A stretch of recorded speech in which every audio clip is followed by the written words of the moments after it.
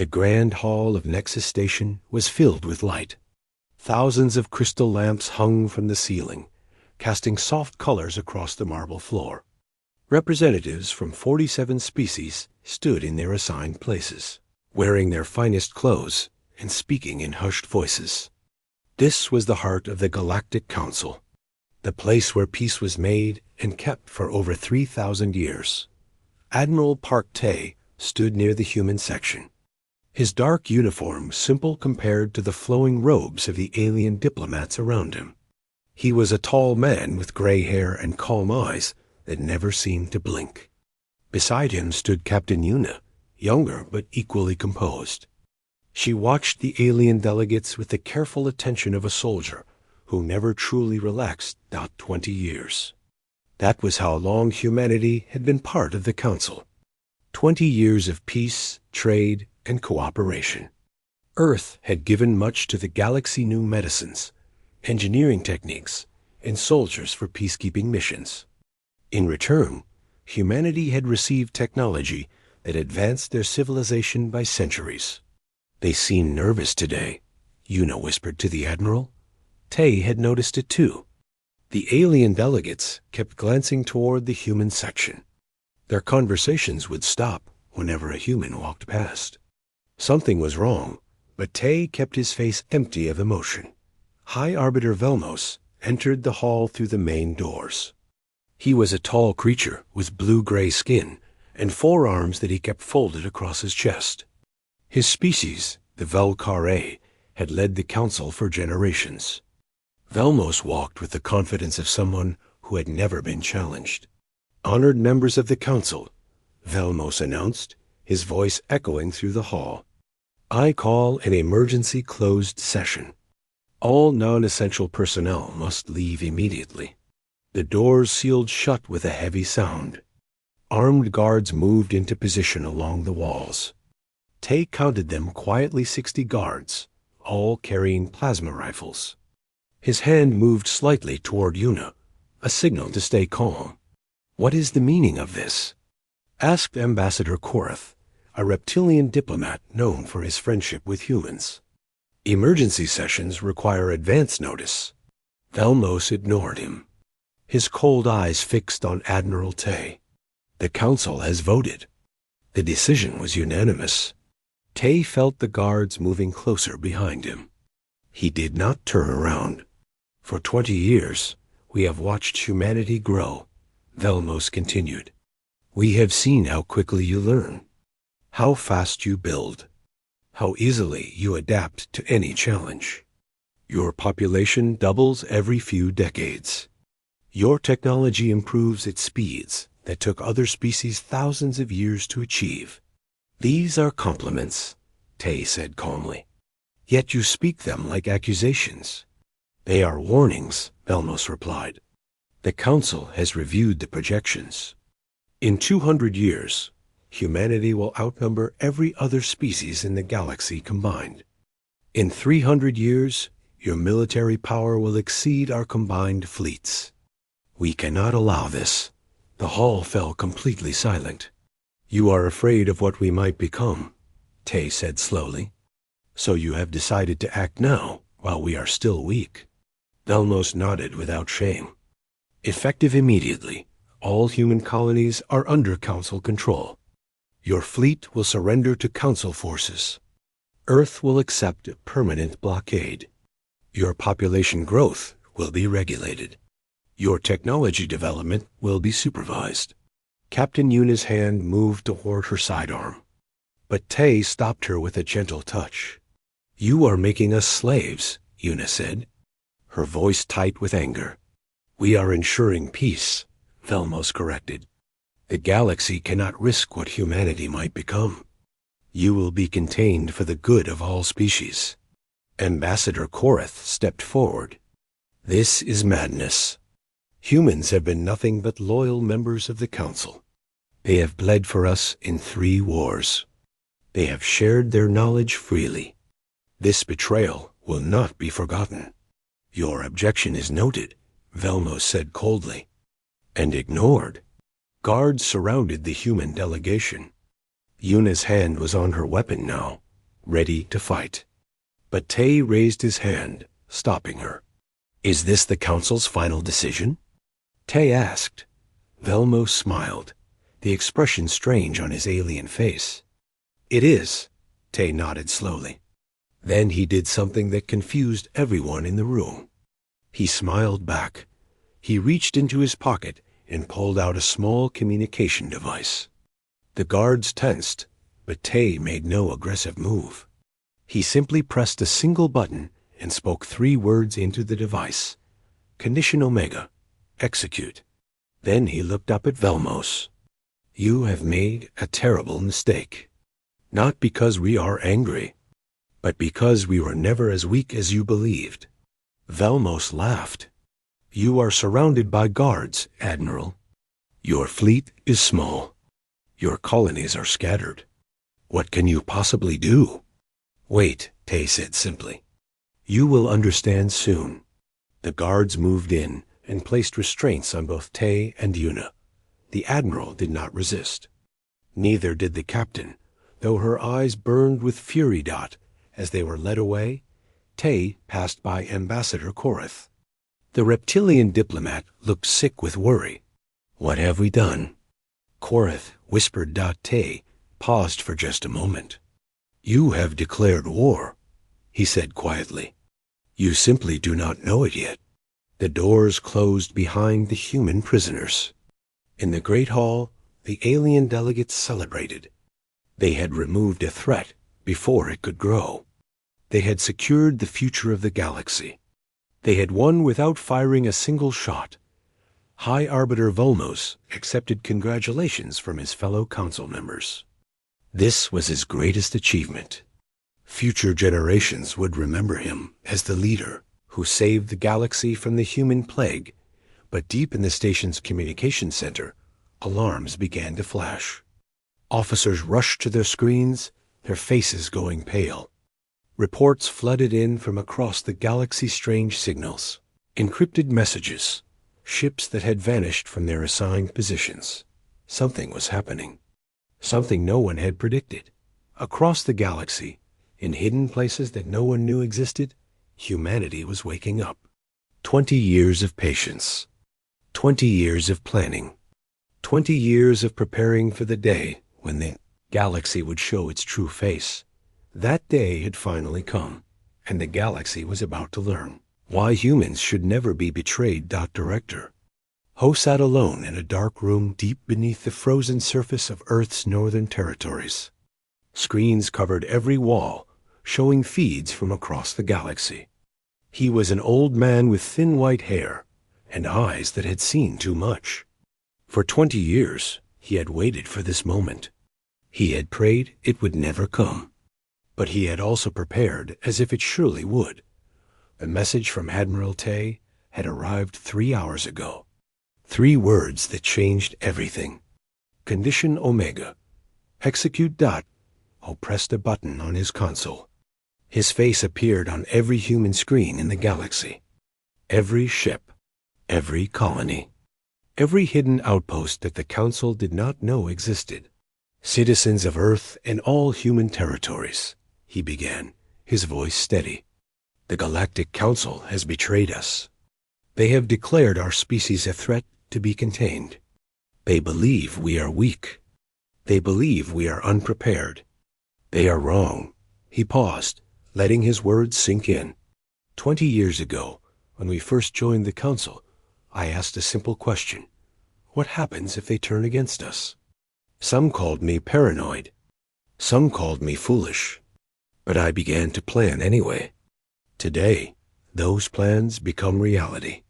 Project Silent Thunder is now active. Across the galaxy, things began to change. On the trading hub of Station 12, human merchants who had lived there for years suddenly moved with new purpose. They opened hidden compartments in their ships and pulled out weapons. They gathered in groups and took control of the station's communication center in less than 10 minutes. The alien security forces never saw them coming. On the mining world of Keth 4, human workers put down their tools and picked up rifles that had been buried beneath the ground for a decade. They had trained in secret, late at night, when their alien supervisors slept.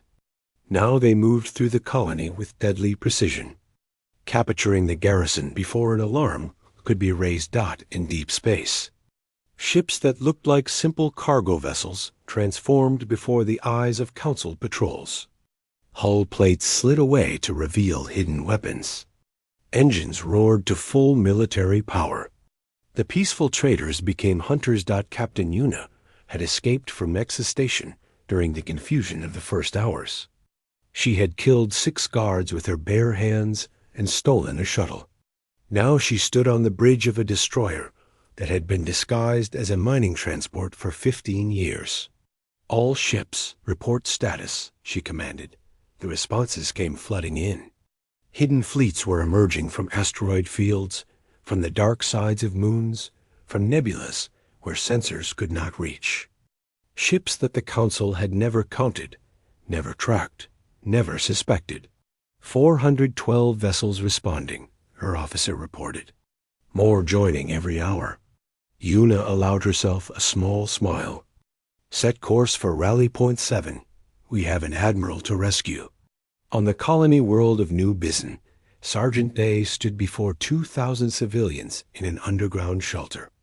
Most were women, children, and elderly. The Council forces had landed 3 hours ago, expecting easy surrender. "They think we are refugees," Day told them. "They think we are helpless. They are about to learn how wrong they are." He gestured to the walls, where hidden panels slid open. Behind them were weapons, though. Usins of rifles, grenades, and body armor. Every civilian in the shelter had been trained. Every child over 12 knew how to shoot. This was humanity's way. They hoped for peace, but they always prepared for war. Above ground, Council soldiers marched through empty streets. They found no humans to arrest. The buildings were abandoned. The silence made them nervous. Then the ground exploded. Day led the attack from the front. His people rose from hidden tunnels and struck from every direction. The Council soldiers had better weapons and better armor, but they had never faced humans who fought with nothing to lose. The battle lasted 2 hours. When it ended, not a single Council soldier remained standing. Back on Nexus Station, High Arbiter Velmos received the reports with growing horror. Colony after colony was falling to human resistance. Fleets were appearing from nowhere. The Council's communication networks were being hacked and disrupted. "This is impossible," he whispered. "They are primitive. They are weak." General Dren, the Council's military commander, shook his head. "They are neither, Arbiter. We have made a terrible mistake. They were never unprepared. They were waiting. Then we will crush them with overwhelming force," Velmos declared. "Send every ship, burn their colonies. Show them the cost of resistance." Dren hesitated. "Arbiter, our losses in the first 3 days have exceeded our losses in the past. Century of conflicts. Combined, they fight like nothing we have ever seen. They do not surrender. They do not retreat. They attack even when death is certain." Velmos slammed his fist on the table. "Then find their weakness." "I am trying," Dren replied quietly. "But I am starting to believe they do not have one." On Earth, Dr. Nari stood in a laboratory that officially did not exist. She was a small woman with kind eyes that hid a brilliant and dangerous mind. For 20 years, she had developed weapons the Council could not imagine. Weapons that broke the laws of physics as they understood them. She activated a holographic display showing Admiral Tay's location on Nexus Station. The rescue mission was already being planned. "The fleet is ready," her assistant reported. "Captain Yuna will reach the station in 6 hours." Nari nodded. "And the Prometheus array?" The assistant's face went pale. "It is nearly complete." "But doctor, if we use it—" "I know what it will do," Nari interrupted. "I built it. Pray we never need it. But if we do, It will be ready. Outside, ships rose from hidden bases across Earth. The planet that had seemed so peaceful for 20 years was revealing its true face. Factories that made consumer goods switched to weapons production. Schools became training centers. Hospitals prepared for casualties. Humanity was going to war. And they were going to win. 3 months had passed since the betrayal. The galaxy was burning. High Arbiter Velmos stood before a map of council space, watching red markers spread like a disease. Each marker represented a human victory. Each day brought more of them. The clean, simple war he had imagined had become something far worse. "We have lost contact with the outer colonies," General Dren reported. His voice was tired. He had not slept in days. "Human raiders have destroyed our supply lines. Our fleets cannot advance without fuel and ammunition." "Then find new supply lines," Velmos snapped. "There are no new supply lines. They have mapped every route. They have ships waiting at every junction. We send convoys, and they disappear." Dren paused. "They are not fighting for territory, Arbiter. They are fighting to break us." Velmos turned away from the map. He did not want to see any more red markers. "The Council will provide more resources. We must simply hold until—" "The Council is fracturing," Dren interrupted. 3 species have already withdrawn from the war effort. 7 more are threatening to leave. They blame you for starting this. In the merchant districts of the capital world, Sivos paced through his empty warehouses. He was a creature of business, not war. He had supported the betrayal because he wanted humanity's trade routes, their markets, their wealth. Instead, he had received ruins. His shipping fleet was gone, destroyed by human raiders who seemed to know exactly where his ships would be and when. His fortune, built over 3 centuries, had vanished in 3 months. The humans had targeted him specifically. They knew he had pushed for the war. A message arrived on his private screen. It contained no words, only an image. A human soldier holding a piece of wreckage from Sivos's personal yacht. Below, it was a simple statement. "We know who you are. We are coming." Sivos began making plans to run. He did not know where he would go. He only knew he could not stay far from council space. In a hidden base on a frozen moon, Admiral Tay studied tactical displays. Captain Yuna had rescued him 3 weeks after the betrayal, leading a strike team that cut through Nexus Station's defenses like fire through paper. Now he commanded humanity's forces from the shadows. "The Council's morale is breaking," Yuna reported. "Our intelligence suggests their soldiers are refusing orders. Entire units have deserted." Tay nodded slowly. "That is good, but not enough. We need to end this war before both sides have nothing left." Director Ho appeared on screen from Earth. "Admiral, we have received contact from an unexpected source. Ambassador Korath wishes to speak with you." Tay raised an eyebrow. "The Korath who voted for our enslavement. He claims he voted against it. He says he tried to stop the betrayal. He wants to help us." Tay considered this for a long moment. "What does he offer?" "Intelligence on Council defenses. Fleet positions. Political secrets." Ho paused. "He asks only for protection when the war ends." "And you believe him?" "I believe he is terrified," Ho replied.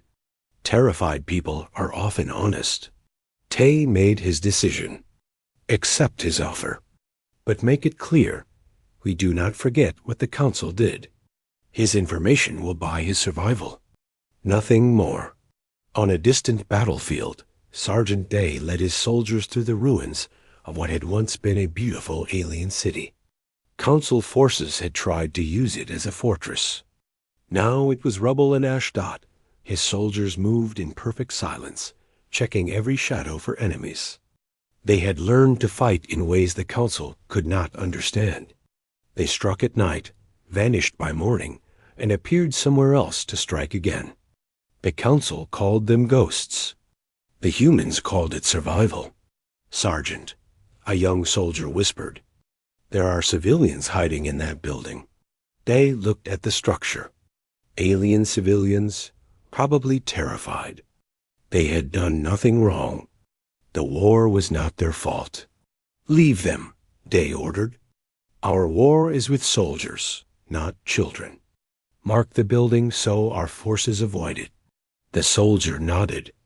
This was the human way. They were brutal to their enemies, but merciful to the innocent. It was why conquered territories often stopped fighting. Humans were hard, but they were fair. Back at the hidden base, Dr. Nari presented her final report to Admiral Tay. The Prometheus array was complete. A weapon capable of collapsing stars themselves. One shot could destroy an entire solar system. "This ends the war immediately," Nari explained. "If we threaten to use it on the Council's capital system, they will surrender." Tay stared at the weapon's specifications. "How many innocent lives are in that system?" 40 billion. The number hung in the air between them. "We would become exactly what they feared," Tay said quietly.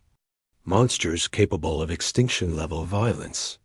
"We would be alive monsters," Nari replied. "Is that not better than dead heroes?" Tay had no answer. He knew the Council would never stop hunting humanity. He knew the war would continue until one side was completely destroyed. He knew that the Prometheus array could end it all in one flash of terrible light. But could he give that order? Could he destroy 40 billion lives, including children who had never harmed anyone? "Keep it ready," he finally said. "But we do not use it unless there is no other choice." Nari nodded. "Understood, Admiral. I hope we never have to." Outside, the stars burned cold and distant. The war continued. Ships died in silent explosions. Soldiers fell on 100 worlds. The Council weakened day by day, but so did humanity. The final battle was coming. And with it, the choice that would define what humanity truly was, monsters or men. The galaxy would soon find out. The human fleet emerged from darkness, like a wave of steel and fire. 600 ships, arranged in perfect formation, moved toward Nexus Station with silent purpose. At their center was the rebuilt flagship, Earth's Memory, carrying Admiral Park Tay toward the place where humanity had been betrayed. Captain Yuna commanded the vanguard from her destroyer.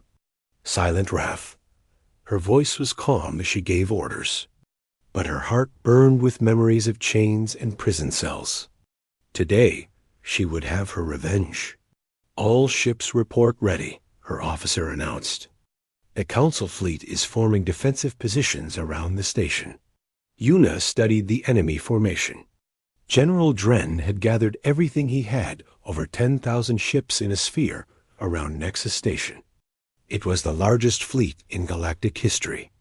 Against it stood 600 human vessels. "They outnumber us more than 15 to 1, her officer said quietly. Yuna smiled. "Then it is almost a fair fight." Across the void, General Dren stood on his command ship and watched the human fleet approach. He had studied their tactics. He had learned from every defeat. He knew that numbers alone could not win this battle. "They will try to break through our center," he told his officers. Human commanders always take the direct path. They believe in speed and violence over caution. But as he watched, the human fleet began to split. Ships peeled away in groups of 50, spreading across space like fingers reaching around a throat. "What are they doing?" An officer asked. Dren felt cold fear in his chest. "They are surrounding us." The battle began with a single missile. It struck Dren's outer defense line and exploded in a flash of white light. Then came more missiles. Thousands of them, fired from human ships that seemed to appear from every direction at once. The Council fleet returned fire, but the human ships moved too quickly. They danced between the larger alien vessels, striking at weak points and vanishing before retaliation could come. It was not a battle. It was surgery. On Earth's memory, Admiral Tay watched the tactical display with cold eyes. Ships died on both sides. Each flash of light represented lives ending in fire and vacuum. He felt the weight of every death, human and alien alike. "Push through Sector 7, he ordered. "Captain Yuna, begin your assault run." Yuna's squadron dove toward the station's defensive platforms. Plasma fire filled space around them. Ships exploded. Pilots screamed and died. But the survivors kept pushing forward, always forward. "Breach in their defensive line," Yuna reported, her voice strained. "We are through." Day listened to the battle from his transport ship. His soldiers sat in silence, checking their weapons and armor. They had one mission: board Nexus Station and capture the Council leadership. The war would end when High Arbiter Velmos surrendered. "Approaching the station," the pilot announced. "Heavy fire on all approaches." Day stood and faced his soldiers. 20 years ago, they called us weak. Today, we show them what weak looks like. For Earth, for our families, for every human who ever had to bow to these alien masters. His soldiers raised their weapons and roared their response. The transport dove toward the station. The battle raged for 6 days.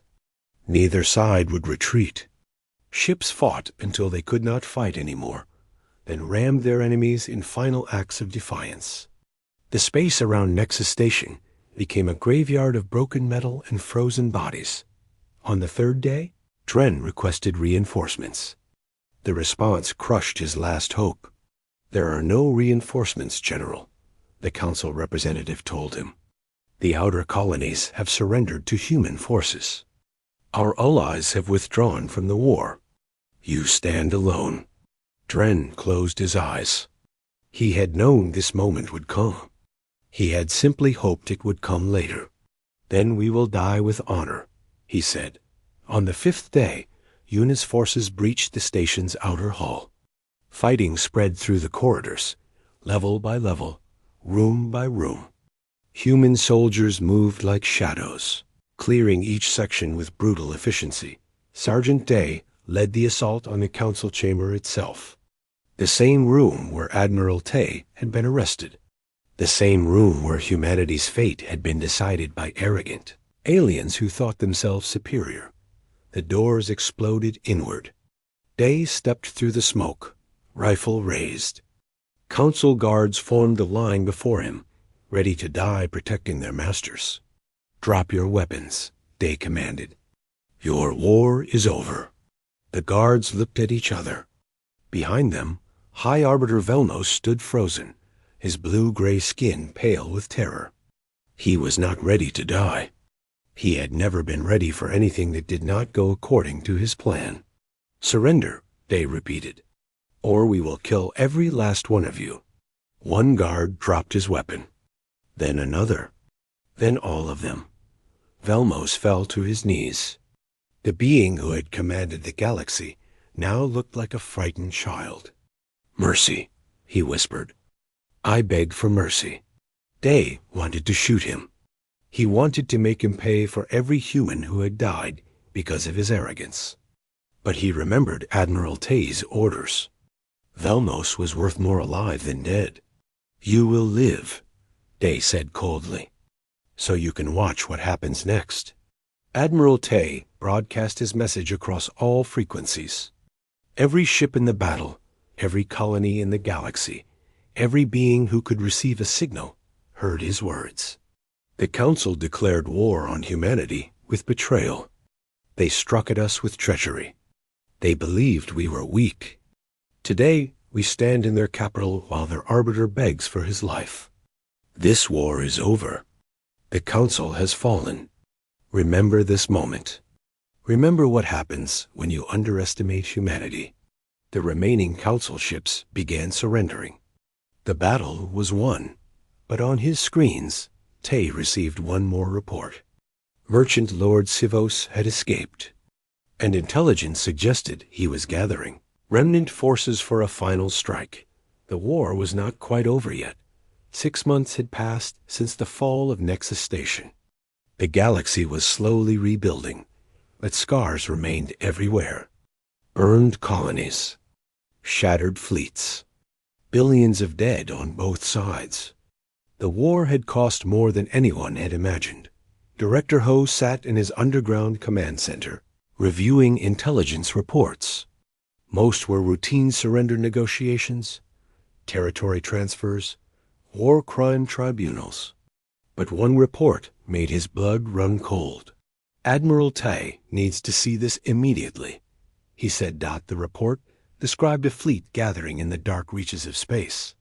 47 ships, loaded with antimatter warheads, commanded by Merchant Lord Sivos. Their target was not military. Their target was Earth itself. Admiral Tai received the news on Nexus Station, where he was overseeing the transition to human control. His face showed no emotion, but his hands tightened into fists. Sivos knows he cannot win, Tai said. This is revenge. Pure revenge. The warheads are enough to destroy every major city on Earth, Ho confirmed. Billions would die. It would be the worst attack in human history. Captain Yuna stepped forward. Give me the fastest ships in the fleet. I will intercept them before they reach Earth. Tai looked at her. She had given everything to this war. Her youth, her friends, her peace of mind. Now she was asking to risk her life again. The fleet is yours, Tai said. Stop them, Captain. Whatever it takes. Yuna's squadron departed within the hour. 20 ships, the fastest humanity had, racing through space toward a confrontation with death itself. Sergeant Day requested permission to join the mission. Tai granted it without hesitation. Day had lost his family on New Bizon when Council forces first attacked. He had more reason than anyone to see Sivos pay. Bring him to me alive if you can, Tai told Day. He will face justice. And if I cannot bring him alive? Day asked. Tai's eyes were hard. Then make sure he faces something. The interception happened 3 days later, in empty space far from any star. Sivos's fleet detected Yuna's approach and formed into attack formation. They had no intention of surrendering. This was a suicide mission, and they knew it. Yuna opened communications. Merchant Lord Sivos, you are outnumbered and outmatched. Surrender now, and you will receive a fair trial. Sivos's face appeared on her screen. He looked old, broken, mad with hatred. Fair? You speak to me of fair? You destroyed everything I built, everything I loved. Now I will return the favor. Your attack will fail, Yuna said calmly. You cannot reach Earth. Perhaps not, but I will die trying. And I will take as many of you with me as possible. He cut the transmission. The battle was short but brutal. Sivos's ships fought with the desperation of beings who had nothing left to lose. They did not try to survive. They only tried to kill. Yuna lost 7 ships in the first 5 minutes. Good soldiers, good friends, gone in flashes of fire. But she did not retreat. She pushed forward, breaking through Sivos's formation and targeting the antimatter carriers. One by one, the carriers died. Their deadly cargo exploded harmlessly in empty space, far from any world that could be harmed. The suicide mission was failing. Sergeant Day led his boarding team onto Sivos's flagship. They fought through corridors filled with guards who preferred death to capture. Day took wounds but kept moving. He had survived worse. He would survive this. He found Sivos on the bridge, alone, surrounded by the bodies of his crew.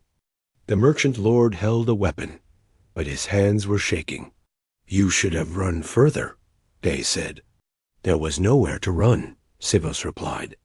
Your kind hunted me across the galaxy. You destroyed my fortune, my reputation, my future. What was left for me but this? You pushed for the betrayal.